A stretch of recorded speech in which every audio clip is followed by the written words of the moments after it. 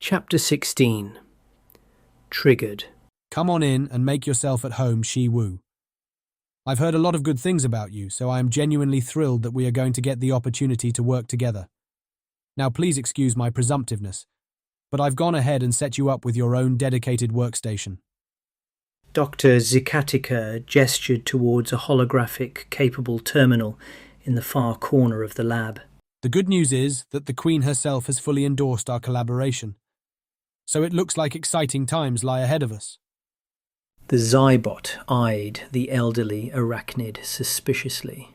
The word endorsed would certainly be the most politically correct way of putting it, but ordered would be substantially more accurate. The doctor smiled benignly, as if the Zybot had just expressed its unqualified enthusiasm for the project. Outstanding. And just between you and me, I've always liked a straight talker. But anyway, I'm sure you know better than anyone exactly what the Queen can be like when she gets her heart set on something. I think she is of the sincere opinion that we will make for an almost unbeatable team and solve this seemingly insoluble problem with our combined intellectual prowess.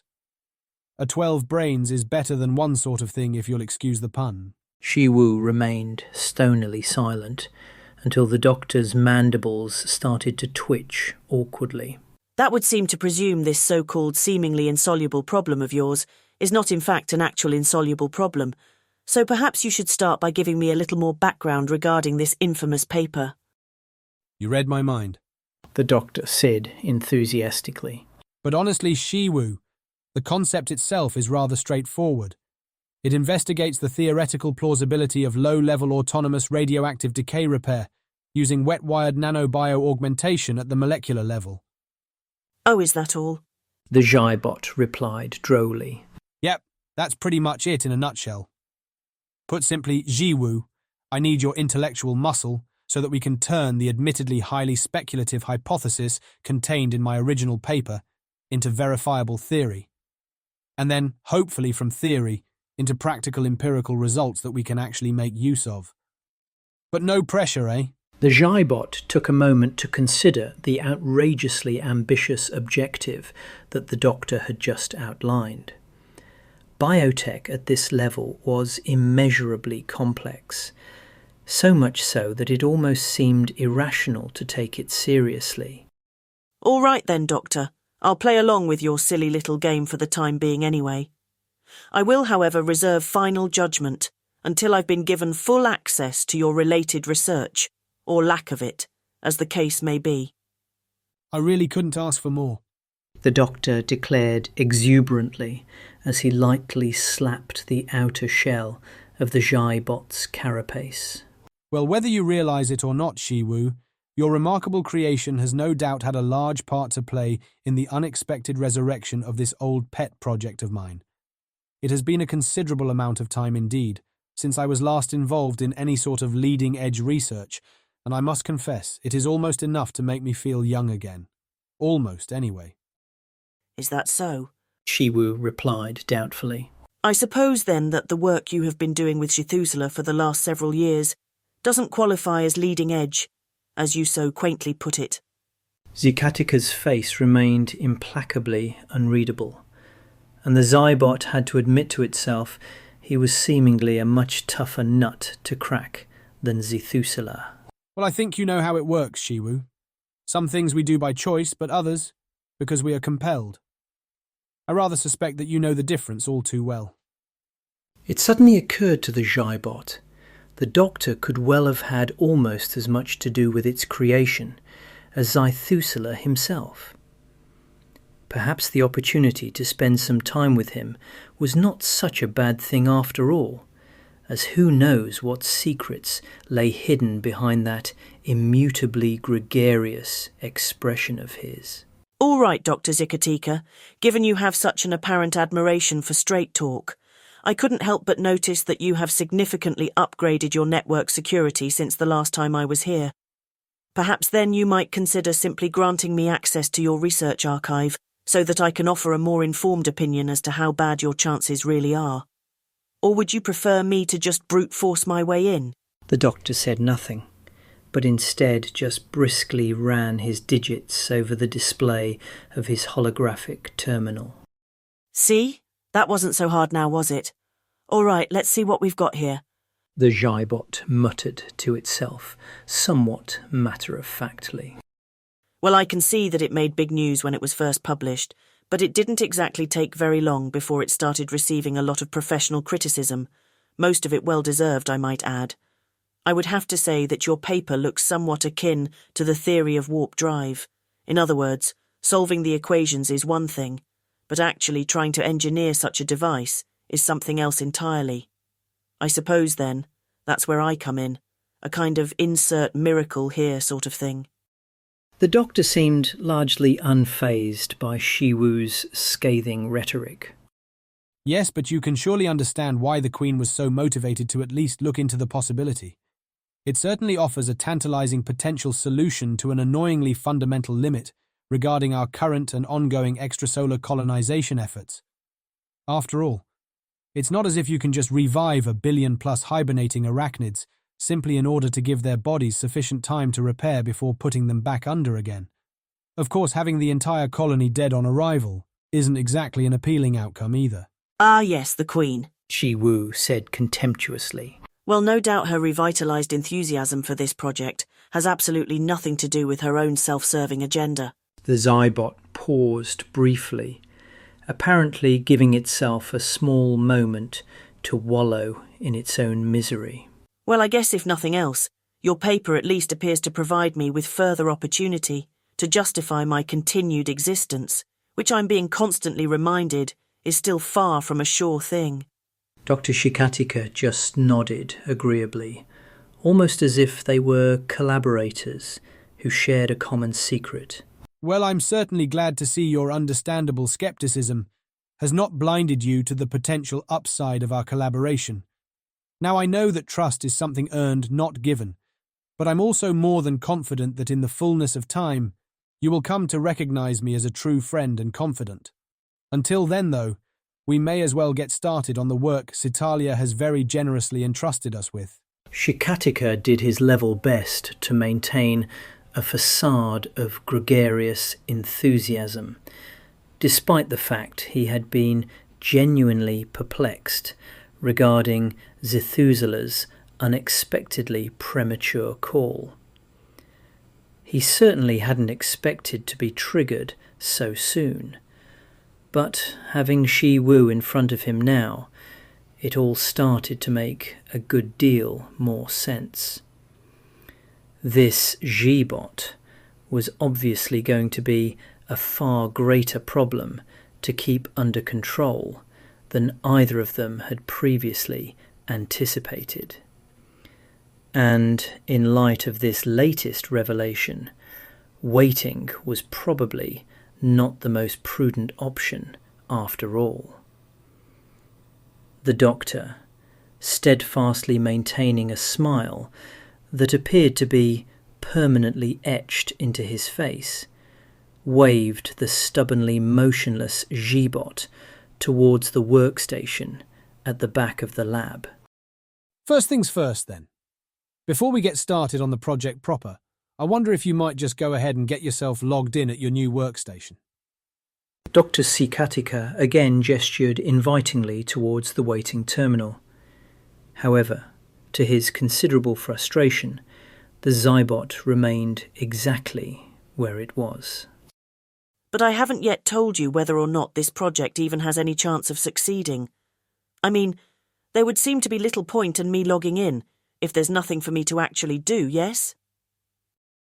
Are you seriously trying to tell me that you plan on giving up before we have even started? The doctor exclaimed incredulously. Technically speaking, I'm not so sure that one can give up on something they have not yet started, but that's hardly my point. I'm just not particularly inclined to waste my time on an exercise in pure futility. Not that I'm saying this project of yours is futile and doomed to failure, but if it was, then surely it is only right that I let you know sooner rather than later. Wouldn't you agree? So what are you trying to say? Are you actually refusing to follow the Queen's orders? Not even remotely. I'm saying that I haven't told you either way, and I think we should rectify that before we progress any further, in the name of not wasting any more time than absolutely necessary. Shiwu noted with some considerable amount of satisfaction. The doctor's previously immutable smile had now well and truly left his face. Well, by all means do feel free to enlighten me, the doctor said tersely. No need to be so snippy about it, Shiwu retorted churlishly. But anyway, you will no doubt be very happy to learn I would not actually classify this project as completely impossible, but rather just almost completely impossible. So sadly then I am somewhat obliged to look into this more closely, in order to rule out that tiny margin of lingering doubt. Dr. Xicadian sighed heavily, then quickly reassembled his mask of civility. All right, Shiwu, I'm glad we finally managed to get that all cleared up. Now then, what say we get started on the elimination of that so-called lingering doubt of yours? The Shybot made its way stoically towards the primary console. No, not that terminal, Shiwu. Your workstation is at the other end of the lab. But why can't I use this one? The Shybot protested belligerently. Unless I'm very much mistaken, it has a more modern and streamlined interface, which could only serve to make me more productive. Yes, but I'm afraid that's actually my workstation, Shiwu. And as such, it has been heavily customized and configured to my own personal preferences. Well, I'd be surprised if it hadn't been, but can't you just port the profile over to any terminal you like? The doctor emoted a pained expression. In theory, yes, but a number of the customizations are bespoke and thus specific to this particular model. The Shybot remained quiet for a brief moment, almost as if it was considering the pros and cons of the doctor's explanation. All right. Have it your own way, Doctor, but you might seriously want to consider upgrading all your terminals to the latest model. After all, it would offer you much greater flexibility and ease of use going forward. I'll be sure to take that under advisement, the doctor replied tersely. The Xybot now reluctantly made its way towards the back of the lab before activating the holographic interface. Oh, and by the way, Shiwu, I do believe that once you have signed in, you should find a short recorded message, apparently quantum encrypted, lodged directly into your terminal from none other than Xicadian himself. He mentioned to me that you should take a read of it before we get started on our research, so perhaps he has some suggestions or insights he would like to share. Well, that would be a first, Shiwu muttered quietly to itself. Feeling mildly bemused, it proceeded to bring the message header up onto the terminal's display. By the way, I am more than happy to leave the lab for a small moment, if you would like a little more privacy, the doctor offered politely. Not necessary, the Shybot replied flatly, while rerouting the raw image data directly into its own internal real-time multimedia interpreter. The message header was not flagged with any confidentiality tags and was rather oddly entitled An Idiot's Guide to Nano-Augmented Radioactivity Repair and Suppression. Somewhat tentatively, Shiwu proceeded to open up the message's payload, and its internal imaging instantly lit up with a fully realized three-dimensional rendering of a mesaline starfly. The fly immediately started to disintegrate into its constituent molecules until no longer recognizable as anything more than a fuzzy, abstract quantum soup at maximum entropy. The molecular particles then began to spiral into a transparently invisible keyhole located within the Shybot's mind's eye. The one place I can't look, Shiwu thought to itself, with a strong sense of begrudging admiration. Acting as a linear key, the tiny particles progressively began unlocking the mysterious firewall, which, until now anyway, had lain completely dormant and inert. With the firewall eliminated, an unknown but now fully revealed software package rapidly auto-installed a cunningly disguised virtual reality server into the primary MQB, along with a series of equally well-hidden remote clients to the remaining suite of quantum brains. Real-time links between the clients and the server were quickly established, and all I/O interfaces into the primary MQB were replaced with equivalent virtuality stubs that tied directly back to the main server. In effect, all sensory apparatus within the primary MQB had been fully disabled and then replaced with ultra-high fidelity VR. Very perplexingly, the server seemed to do nothing but perfectly simulate and then feed the synthetic reality into the GRD multiplexer as it continued to collect the generated reality data still being dutifully fabricated by all the other MQBs in the cluster. It was therefore very hard to understand what the VR server's actual purpose was. Yet, despite the seemingly benign and pointless nature of this elaborate setup, it was still deeply concerning to Shi Wu that it could find no way to control the operation of the new VR simulation being fed into the primary MQB's sensorium. The Shybot, now feeling something akin to panic, attempted to communicate with the good doctor, but to its considerable shock, discovered it no longer had direct control over any of its output devices. It was, to all intents and purposes, completely paralysed. As if it didn't have enough to deal with already, an incoming request from the remotely connected terminal was now repeatedly asking for permission to perform a low-fidelity mind state backup.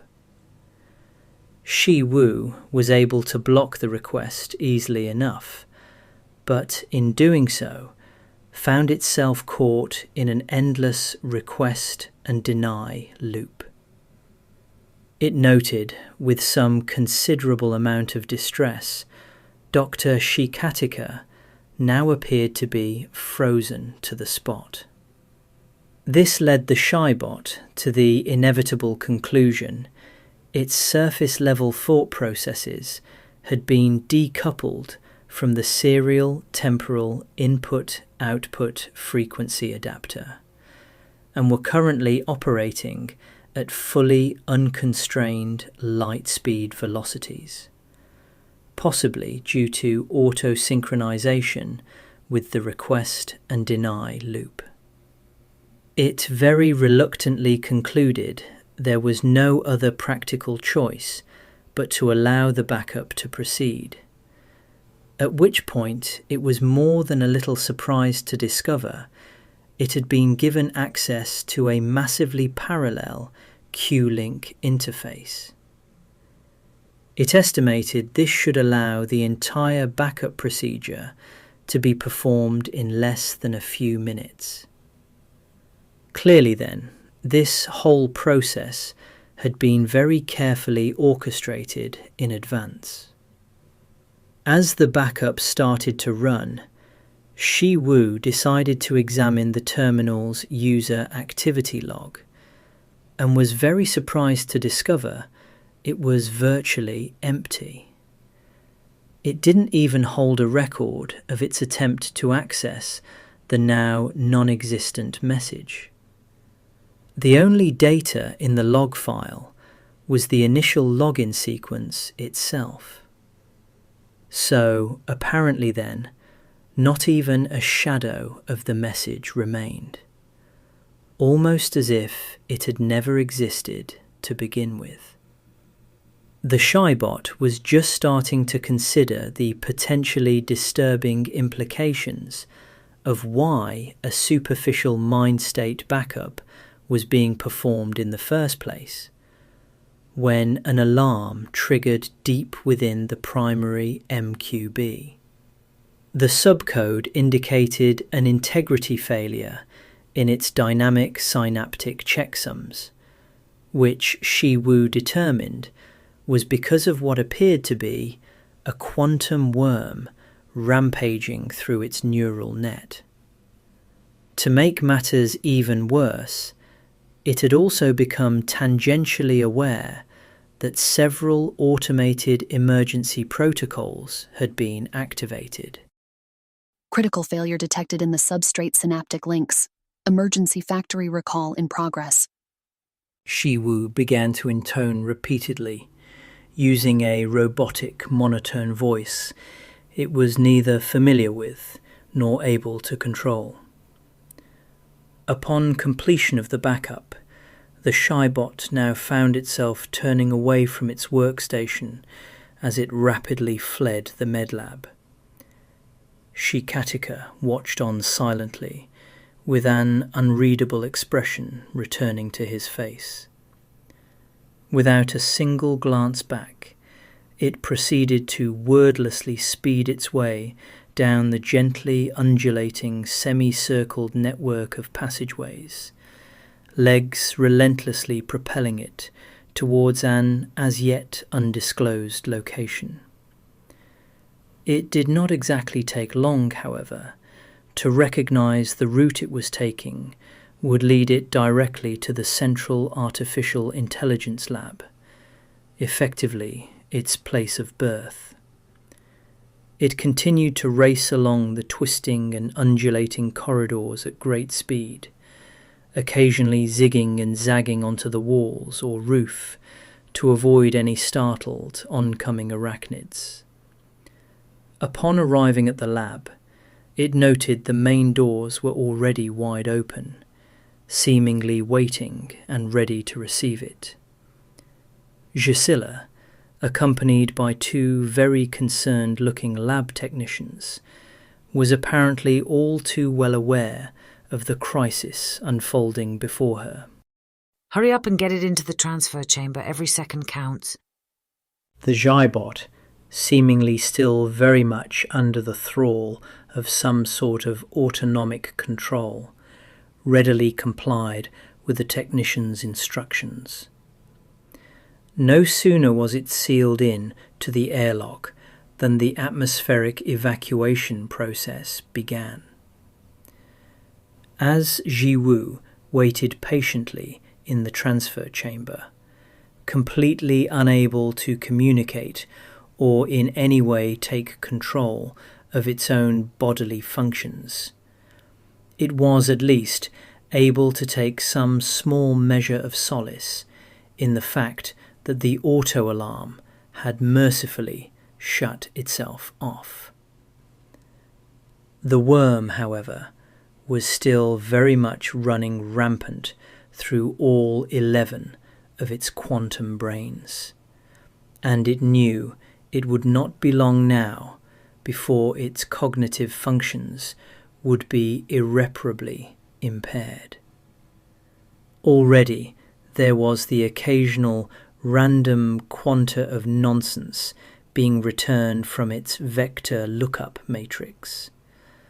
And while for the time being it was able to use interpolation to smooth over the rough edges, once the corruption became too frequent, that technique would no longer cut it.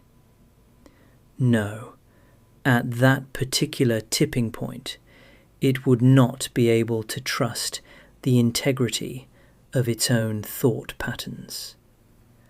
But, paradoxically, would no longer be coherent enough to realize it. So this is what it means to lose my mind, Jiwu thought to itself gloomily. As it waited silently in the airlock, like a passenger in its own body, it noted it had regained access to what was somewhat dryly, yet nevertheless very descriptively, known as a serial temporal input-output frequency adapter, or SIOFA for short. It was this particular device that allowed it to regulate its near-instantaneous ability to think, with the excruciatingly slow process of external communication. Access had apparently been returned when the auto-alarm had been shut down, so the Xibot was at least now able to restore coherence to its own external senses. In truth, it invested just a small fraction of its consciousness in the physical world that existed outside the framing and construction of its own far more abstract internal universe. Under the current circumstances, however, it was paying very close attention indeed to the painfully slow flow of activity occurring in the small transfer chamber. While the airlock's tiny micropumps toiled away tirelessly to achieve a state of near-perfect vacuum, they nonetheless seemed unbearably slow by the standards of its own temporal frame of reference, CIOFA notwithstanding. Perhaps not so surprisingly then, it did not exactly take very long for Jiwu to grow interminably tired of counting the individual molecules of oxygen and nitrogen being systematically sucked out of the chamber. It decided instead to set up an internal alarm so it could be alerted when the automated emergency protocols had finally been shut off. Hopefully by then it would have regained full control over its own physical apparatus, and in the interim it could simply withdraw all its senses, seeking refuge in a state of dreamless, deep sleep.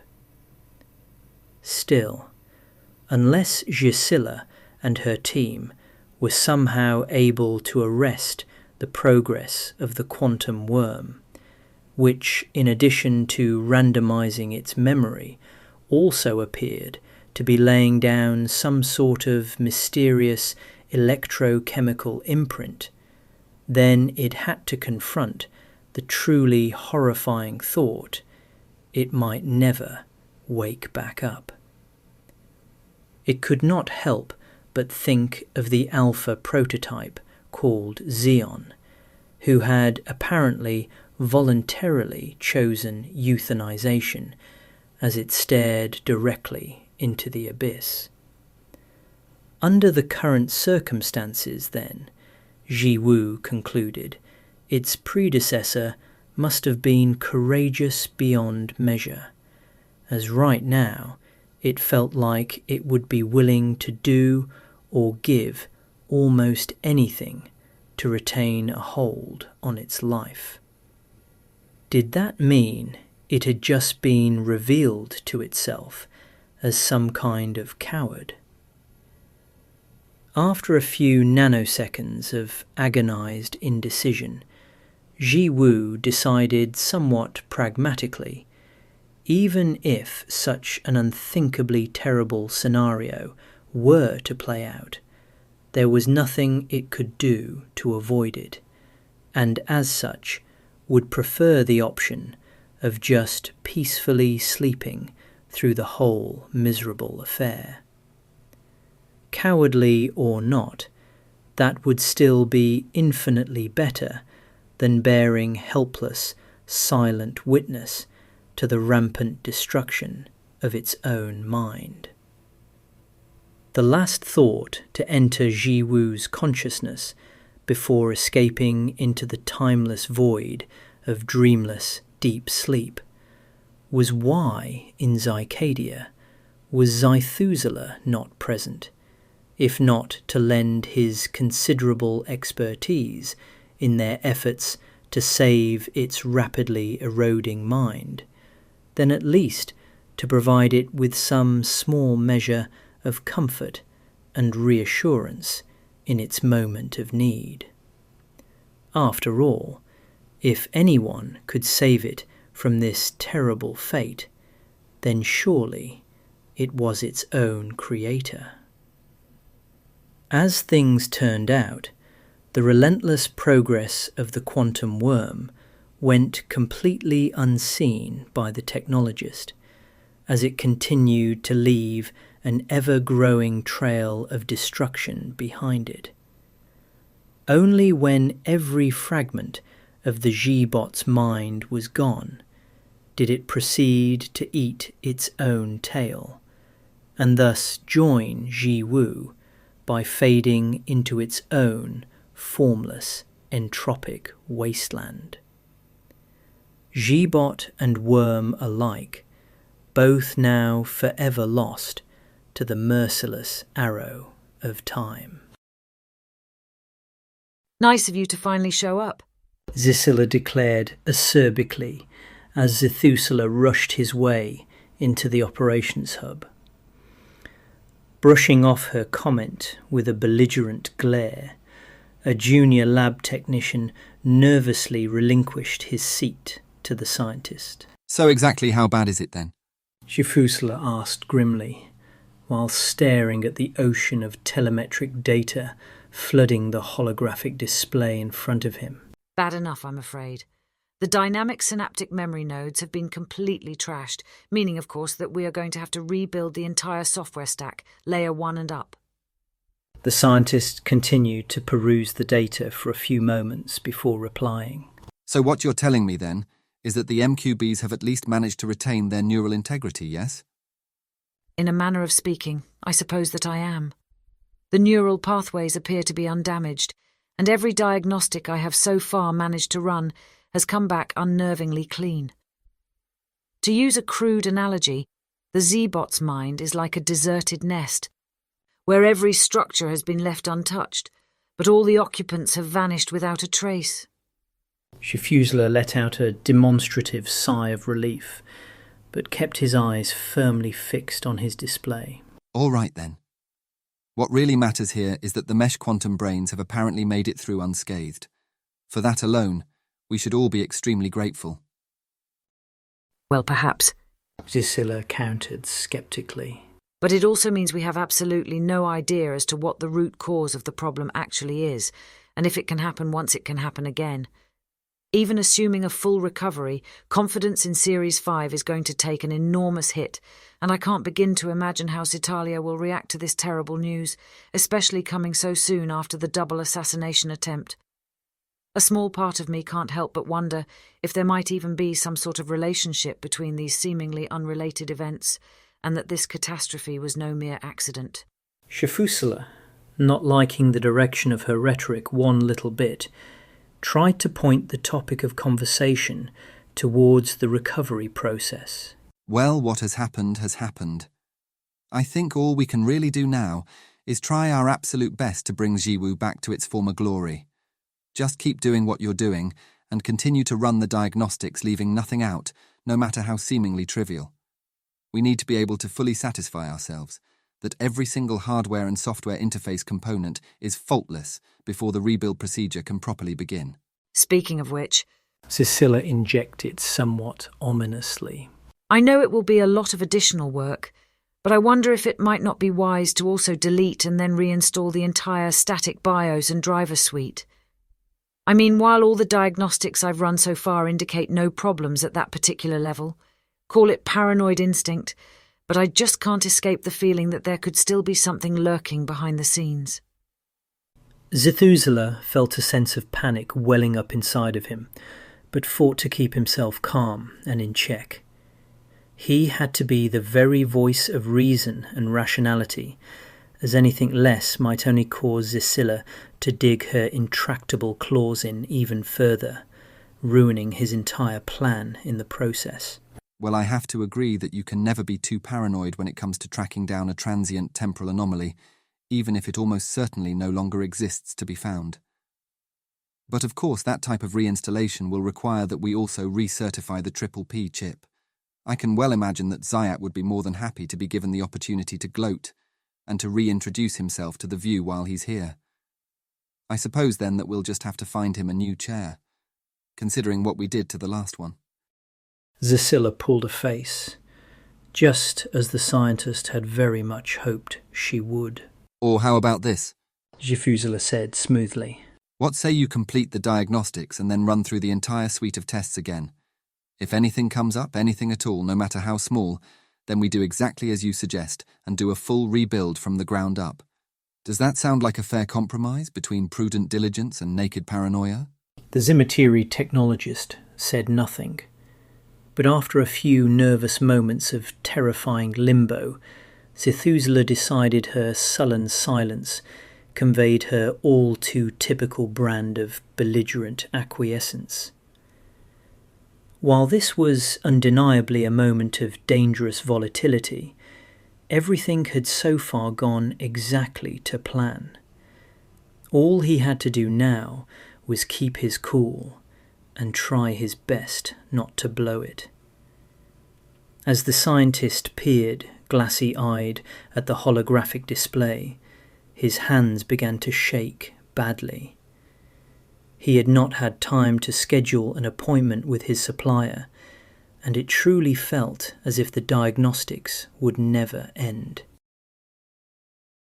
An apparently fully restored Shybot stood quietly in front of Dr. Xicadian, and although he tried to write it off as simple arachnopomorphic paranoia, he could not quite escape the feeling that, at least in some sense of the word, this was no longer Shi Wu that he was talking to. Of course, this could at least partially be explained by the fact it currently lacked any of the experiences that had been a part of its previous incarnation. But it was more than just that.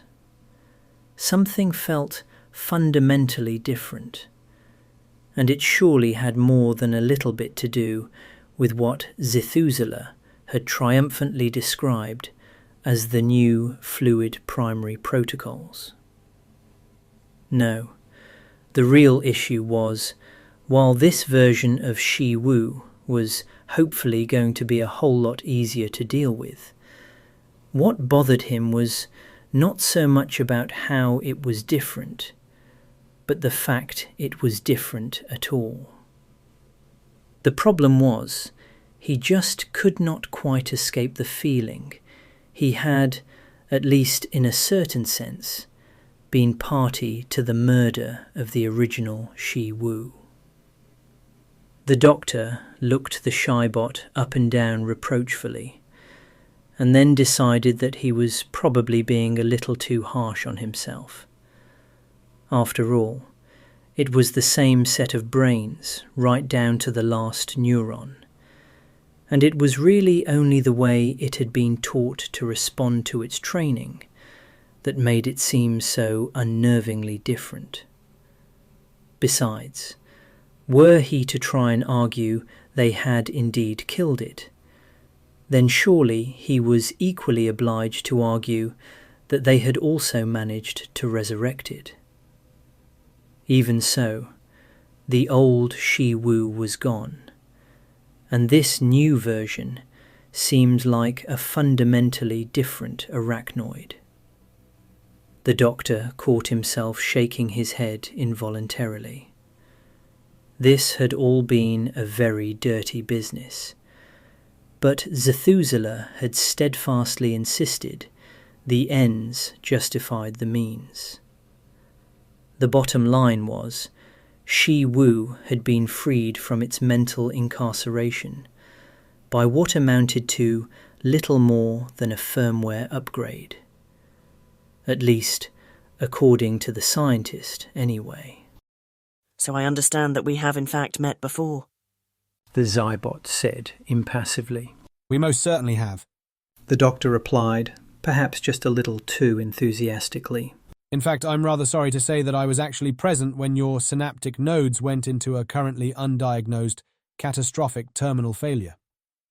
Jiwu appeared deeply unconcerned with Xicadian's apparent unease. Yes, I already know all about that. It's why I'm here after all. My current understanding is just moments before my most unfortunate cascading synaptic node memory collapse. I was about to assist you with some old research paper of yours, relating to cryogenic stasis and the suppression of low-level radioactive decay. Extremely complex biotech, to say the very least. Needless to say, I'm genuinely excited to see what we are able to achieve. Perhaps some of the old Shi Wu is still in there after all, the doctor thought to himself with a mild sense of chagrin. I can hardly wait for us to get into it myself. The doctor replied with a distinct lack of conviction. But unless I'm very much mistaken, I believe Zithusula has recommended that you first retrace your steps for purely diagnostic purposes. All going well, which I'm sure will be the case, we will then finally be ready to begin our work and leave all of this nasty business behind us. So that then is the terminal in question? The Zybot gestured nonchalantly towards the far end of the lab. Indeed it is. You literally got no further than logging in when the malfunction occurred. I should like to add, however, that there is absolutely no reason to believe it had anything to do with your most unfortunate meltdown. A comprehensive forensic examination of the terminal in question did not reveal anything of even the remotest possible concern. That said, both Zithusula and Cecilla are in full agreement that you should re-engage with the terminal just to rule out any possibility, no matter how remote, that your activity here might have had anything at all to do with what happened. The Zybot made a small move towards the offending terminal, but did not attempt to activate or otherwise engage with it. I am more than confident there is virtually no chance at all that using this terminal will cause the same fault to occur again. How very reassuring, Shiwu replied wryly. While pondering its next move, the Shibot wondered whether it might be more appropriate, perhaps even more respectful, to ask Zithusula for a new name. Then again, maybe not. By keeping the old one, it would serve to ensure the original version, as short-lived as it may have been, would never be forgotten. At least, not by the Shibot itself, anyway. Well, in any event, the doctor was right about one thing at least. Weak anecdotal correlation most certainly did not equal causation.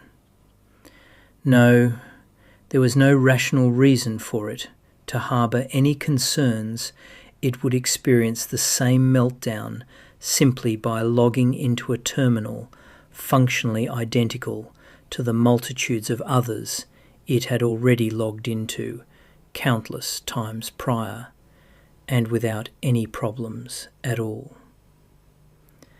What exactly was it then that made it hesitate? Is this what they called intuition? And why would an AI experience such a scientifically spurious phenomenon? With an arachnopomorphic shrug of its forelimbs, Ji Wu proceeded to sign itself in. The internal network instantly opened up with no apparent issue, which again, for reasons the Zybot could not hope to explain, caused it to feel a palpable sense of relief.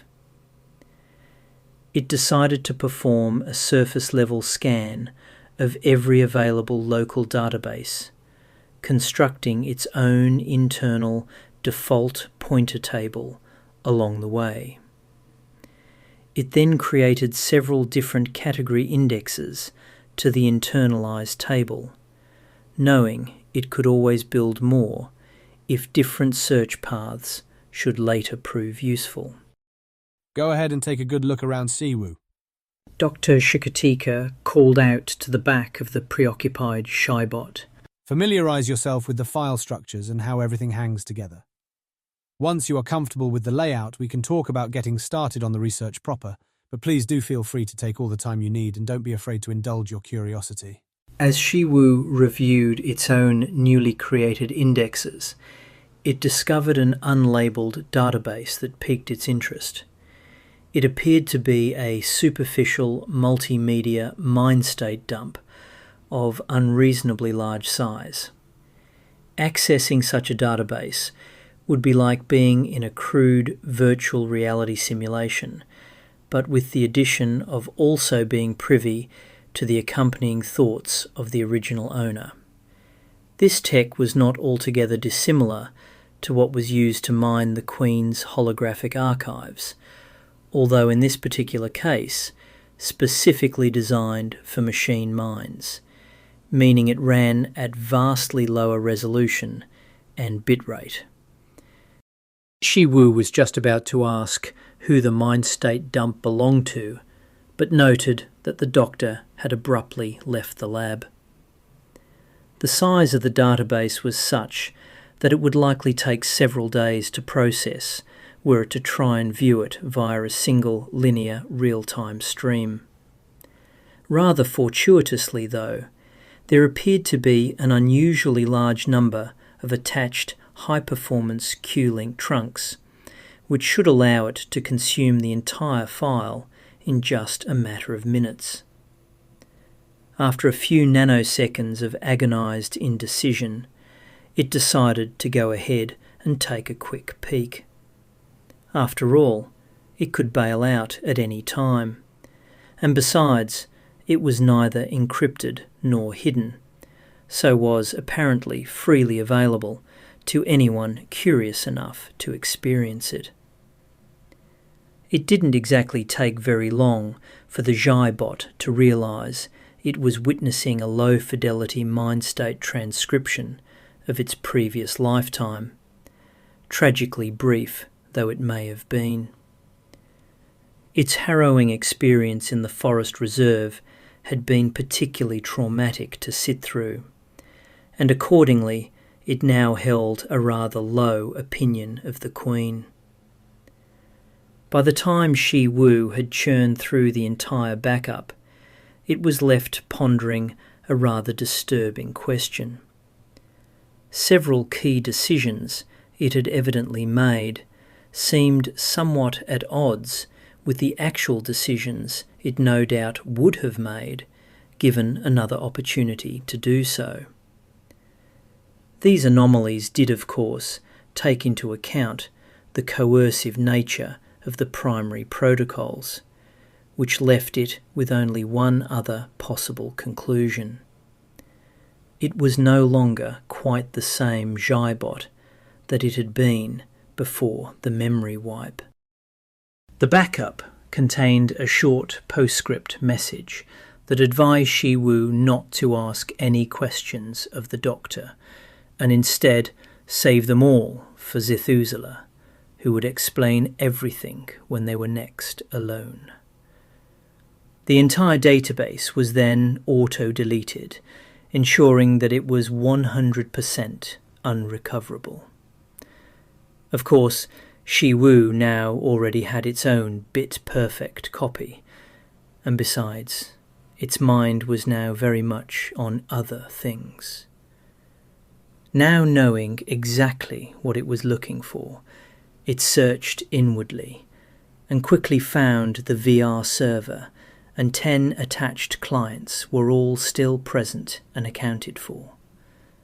Just as before, it was feeding an accurate version of reality to the primary MQB, matching perfectly with what it was experiencing through all its sensory apparatus.